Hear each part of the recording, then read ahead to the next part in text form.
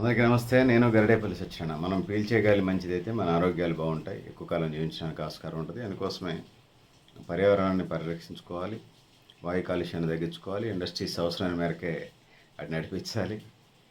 So two wheeler నుంచి భారీ పరిశ్రమల దాకా తగినటువంటి పొల్యూషన్ నివారణ చర్యలు చేపట్టాలి.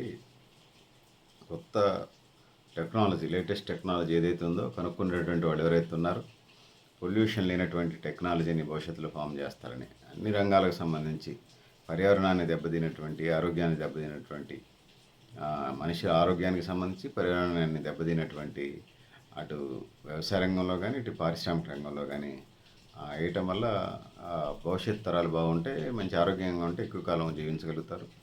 ఆరోగ్యంగా ఉన్నప్పుడు వాళ్ళు పని వాళ్ళు చేసుకోగలుగుతారు. ఆ విధంగా దేశాభివృద్ధి జరుగుతుంది. సో ఆ వైపుగా మనం ముందుకు అడుగులేయాల్సిన అవసరం ఉంది. మనం పీల్చే గాలిని బట్టి మనం రకాలుగా చెప్తా ఉన్నారు. అవి ఏ రకాలో మనం ఇప్పుడు చూసే ప్రయత్నం చేద్దాం. కేంద్ర కాలుష్య నియంత్రణ మండలి ఆరు పారామీటర్స్ పెట్టింది. 50% కంటే తక్కువ ఉంటే ఏదైతే ఉన్నదో దాని సూచి ప్రకారం ఆరోగ్యానికి అది మేలు చేస్తుంది ఆ గాలి. సో ఎయిర్ని మనం తీసుకున్నప్పుడు, వాయువుని ఆక్సిజన్ మనం తీసుకున్నప్పుడు వాయు కాలుష్యం స్థాయి, అదేవిధంగా గాలి యొక్క నాణ్యతని మనం చూసుకున్నప్పుడు 50 కంటే తక్కువ ఉన్నప్పుడు మంచి నెంబర్ 1 గాలిగా మనం చెప్పుకోక తప్పదు. అంటే 0 నుంచి 50 మధ్య ఉంటే వాయు కాలుష్యం లెవెల్స్, అదేవిధంగా గాలి యొక్క నాణ్యత 0 నుంచి 50 మట్టుకుంటే అది బెస్ట్. రెండోది, ఇది ఫస్ట్ది కదా, రెండో దానికి వచ్చినప్పుడు 51 నుంచి 100 మధ్య ఉన్నప్పుడు అది కొంత కాలుష్య కారకంగా ఉన్నదనేది ఉబ్బసం వ్యాధిగ్రస్తులకి వాళ్ళకి కొద్దిగా ఇబ్బంది ఉంటుంది. సో శ్వాసకోశ సంబంధమైన వాళ్ళకి కొద్దిపాటి ఇబ్బంది ఉంటుందని తెలియజేస్తూ ఉన్నాను. దాని తర్వాత 101 నుంచి మనం తీసుకున్నప్పుడు దానికి వచ్చినప్పుడు 101 నుంచి 200 వరకు ఉంటే నాణ్యత ఏదైతే ఉందో సూచీలో ఆరోగ్యకరమైనటువంటి శ్వాస తీసుకోవడానికి ఇబ్బందులు ఎదుర్కొనే అవకాశం ఉంది. బహిరంగ ప్రదేశాల్లో తిరగడానికి కూడా ఇంకా ఇబ్బంది ఉంటుంది. దానికి కాబట్టి కొన్ని ప్రికాషన్స్ తీసుకోవాలి. 4వ దశ 201 నుంచి 300 మటుకు, ఇది ఇంకొద్దిగా ఎక్కువ ఉంటుంది అనేది మనం చెప్పుకోవచ్చు. ప్రజారోగ్యం మీద ప్రభావం చూపిస్తుంది, హెచ్చరికలు జారీ చేస్తారు. సో దాని తర్వాత 301 నుంచి 5వది 400 వరకు ఉన్నట్లయితే కాలుష్యం రకాలు అదే సంఖ్యలో ఉన్నాయి. ప్రతి ఒక్కరు ఇంట్లోనే ఉండాలని, కాలుష్య కారకాల నివారణ చేయాలని చెప్పేసి ఉన్నది. ఇక ఆ రోజు 401 కంటే ఎక్కువ ఉంటే అది ఇక మన దానికి తీవ్రతరంగా ఉందని, శ్వాసకి పీల్చుకోవడానికి పనికిరాని గాలి అని, దానికి సంబంధించి గాలి నాణ్యతని పెంచడానికి, కాలుష్యాన్ని తగ్గించడానికి ఏం చర్యలు చేపట్టాలో అవన్నీ చేయాలి.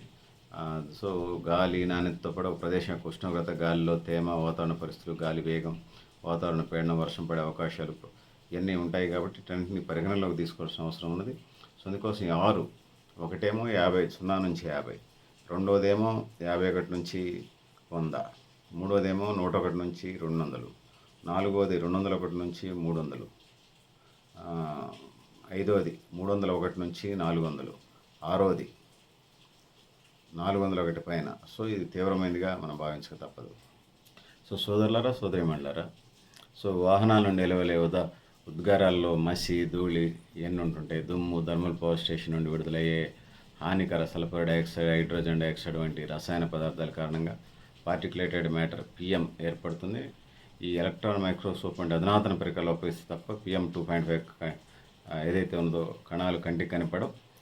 అంటే ముక్కులకు సంబంధించి, శ్వాసకు సంబంధించి PM 10 కంటే ఎక్కువ ఉన్నప్పుడు కాలుష్య కారకాలు ఫిల్టర్ చేయగలరు. కానీ అతి సూక్ష్మంగా ఉండే PM 2.5 శరీరంలో ప్రవేశించే ఆరోగ్యానికి అతి సూక్ష్మ రేణువులు, అడవి మంటలు, అగ్నివాహక విస్ఫోటనాలు, టొబాకో పొగ, అగరబత్తి ఉత్పత్తులు, కోతులు కాల్చడం, నూనె దీపాలను వెలిగించడం, ఇంధనాలను మండించడం, అట్లా చూసినప్పుడు ఇవన్నీ ఏదైతే ఉన్నాయో వీటి కారణంగా వాయు కాలుష్యం జరుగుతుందని చెప్పబడతా ఉంది. శ్వాసకోశ సమస్యలు పెరుగుతాయని. సో అందుకోసం 70 నుంచి 80% ఆరోగ్య సమస్యలుకి ఇది దారితీస్తుంది. ఊపిరితిత్తులకు సంబంధించినటువంటి, గుండెకి సంబంధించినటువంటి వీటి అనేక సమస్యలు. దీంతో పాటు సిగరెట్ కాల్చేవారికి పిల్లలకు ఇతరుల కంటే ఎక్కువ ప్రమాదం ఉన్నది వీటి వల్ల. సో అందుకోసం 2022 ప్రపంచ స్థాయి వాయు నాణ్యత నివేదిక ప్రకారం ఢిల్లీ వరుసగా 4వ సంవత్సరంలో కూడా అగ్రస్థానాలు కొనసాగుతుంది. కలకత్తా 14వ స్థానంలో. ప్రపంచవ్యాప్తంగా చూసినప్పుడు అత్యంత కాలుష్య నగరాల్లో టాప్ 20లో ముంబై కూడా చేరటం కాలుష్యం ఆ రేంజ్లో ఉంది, పరిశ్రమలు ఎక్కువ ఉన్నాయి కాబట్టి. అంటే గాలి కాలుష్యాన్ని బలహీనపరచడానికి, దాని మీద అధిగమించడానికి విటమిన్లు, మినరల్స్ ఉన్నటువంటి ఫుడ్స్ తినాలి, పండ్లు తినాలి, ఎక్కువ నీళ్లు తాగాలి. సో ఆ విధంగా టాక్సిన్స్ని బయటికి పంపించడం, ఎయిర్ ప్యూరిఫైయర్లను ఉపయోగించడం, ఇళ్లలో కార్యాలయ ఇండోర్ వాయు కాలుష్యాన్ని నియంత్రించడం, సాంప్రదాయ పద్ధతిలోనే వంటలు చేసుకోవటం, అంటే గ్యాసులు గీసులు కాకుండా రిఫ్రిజిరేటర్లు, ఏసీలు, కూలర్లు, క్లోరోకార్బన్లు బహిర్గతం చేసే వస్తువులు వాడకాన్ని పూర్తిగా తగ్గించాలి. కాలుష్యానికి సంబంధించి వాటిని చేయాలి. స్పైడర్ ప్లాంట్, స్నేక్ ప్లాంట్, ఎదురు పాము వంటి వాటి గాలిని శుద్ధి చేసే మొక్కలను భవనాల లోపల పెంచుకోవాల్సిన పరిస్థితి ఉంది. ఆ విధంగా ఏ విధంగా చూసినా ఆ కాలుష్యం లేనటువంటి, వాయు కాలుష్యం లేనటువంటి వాటిని మనం నిర్మించుకోవాల్సిన అవసరం ఎంతైనా ఉన్నది. సో సోదరులారా, సోదరిమణులారా, మీరు కూడా మేము అభిప్రాయాలు కామెంట్ బాక్స్ రాయండి. నేను తెలియజేస్తున్నాను. గరిడేపల్లి సత్యనారాయణ, న్యూ లక్ష్య ఆర్గనైజేషన్.